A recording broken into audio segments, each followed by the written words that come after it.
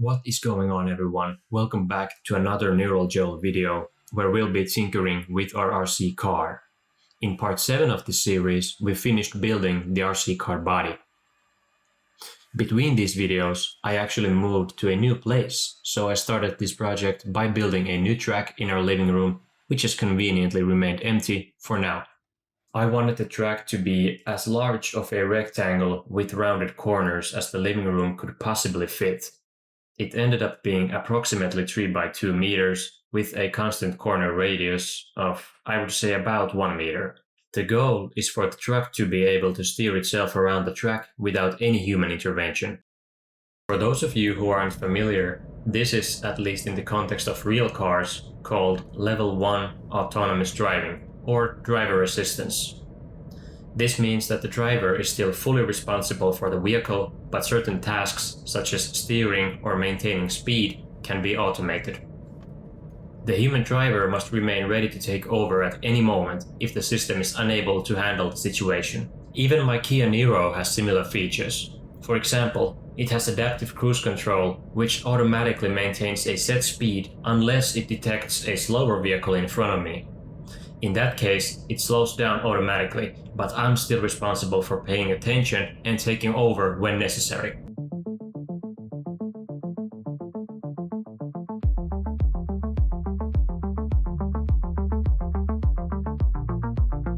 The neural network used in this project is an end-to-end convolutional neural network designed for autonomous steering prediction.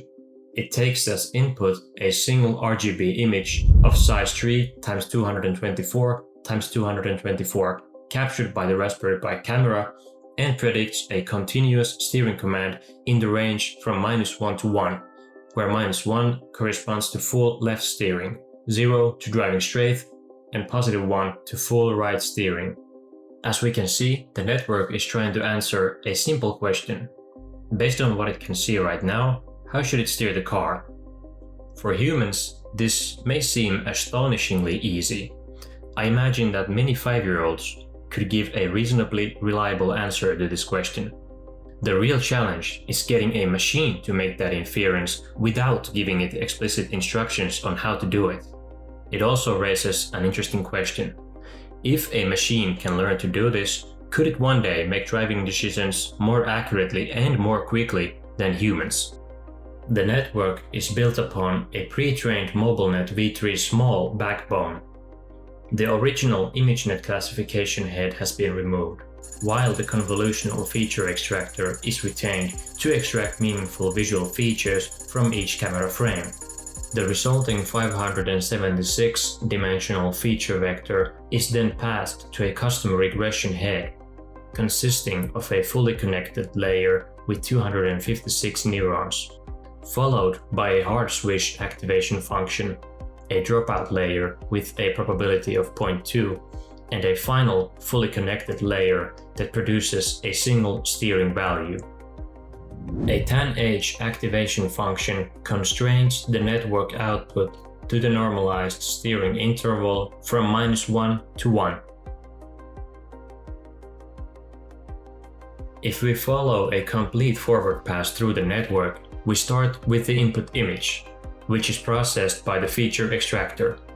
Its job is to identify the visual information that is most useful for steering, such as the lane markings, the curvature of the path ahead, and the floor. The extracted features are converted into a 576-dimensional vector and passed to the regression head, where a single hidden layer computes the steering prediction. Finally, the tanh activation function maps the raw output to a continuous value between -1 and 1, which becomes the steering command sent to the car. The tanh activation function is usually visualized to be included in the final output layer, but I thought visualizing it as its own block gives nice intuition into how the model actually works.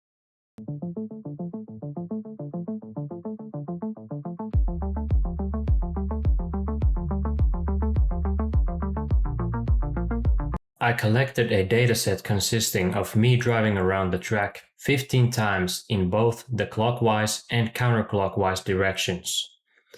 This was the main thing that the model needed to learn. I wanted to have a 50-50 dataset of both directions in order to minimize the likelihood of the model developing a bias toward either direction. I also recorded 20 recovery runs, starting outside the track and steering the car back to the middle from both the left and right sides. The recording works by repeatedly recording 1 minute of video, immediately storing it on the device, and then starting another recording. I thought this was a good solution because it avoids losing the entire recording in case the Pi's battery runs out or some kind of error occurs. While recording the video, all the steering commands are continuously recorded to this CSV file. We have the timestamp, which allows us to create a mapping between the frames and the steering commands. The driving data consists of steering and throttle values. However, in this video, we will be only using the former ones, unlike my Kia. The raw steering values are interpreted so that 1215 corresponds to full left steering, 1515 to driving straight, and lastly 1815 to full right steering. Again, during training, we normalize these values to the interval from -1 to 1. Here we can see the source code for the PyTorch model that we will be training. Quickly explained, we first import Torch and its module. We define a custom class which inherits from the imported NN module. As we saw in the animation part, our model's backbone is the MobileNet v3 small feature extractor, responsible for recognizing features such as lane markings and their curvature. We replace the model's classifier head with our customer regression consisting of a hidden layer with 256 neurons and a tanh activation function. Lastly, we define the forward function, which runs data through our network. Just for fun, let's create an instance of our steering model class and create a single representation of an image with 3 channels and a size of 224 times 224. This matches the input that our model expects. Next, let's give our image as an input to the untrained model instance.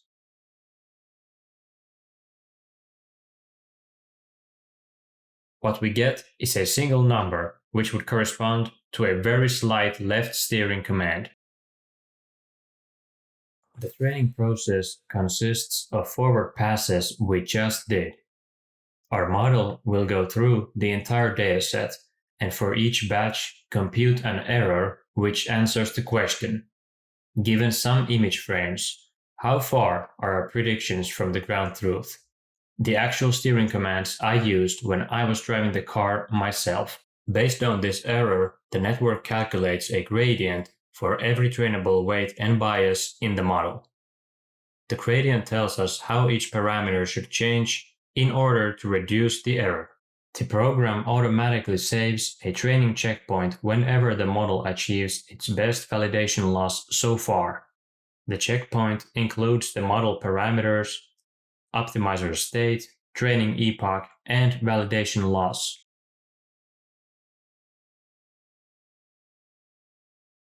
We can now find the best model checkpoint stored here. As shown in the loss graph for the training process, the model's mean squared error decreases smoothly over the course of training. The most significant improvement occurs during the first 3 to 4 epochs, after which the rate of improvement gradually diminishes. Although the later epochs continue to reduce the validation loss, each additional epoch provides progressively smaller gains. The validation loss appears to converge toward approximately 0.018. I then transferred the trained model to the Raspberry Pi 5 and created an SSH script on my phone to remotely launch the driving program on the Pi. The driving program loads the best model file produced during training, feeds camera frames to the model, and receives steering values as output. These values are then sent from the Raspberry Pi to the car to control its steering. At this point, the system was ready to be tested. I simply turned on the car and used the SSH script on my phone to launch the driving program remotely. This allows me to conveniently start the car's autonomous steering system without having to interact directly with the Raspberry Pi, which is located inside the car.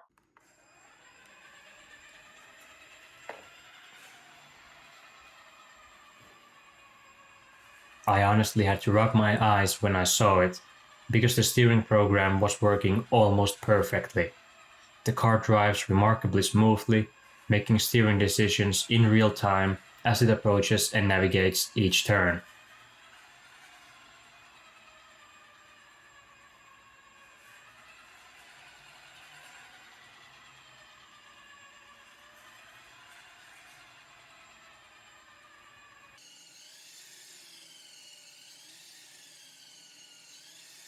If you look closely, the car approaches a corner but does not steer sharply enough to follow it, causing it to drive past the turn. However, it then recognizes that it has moved too far toward the outside of the track and steers itself back toward the center.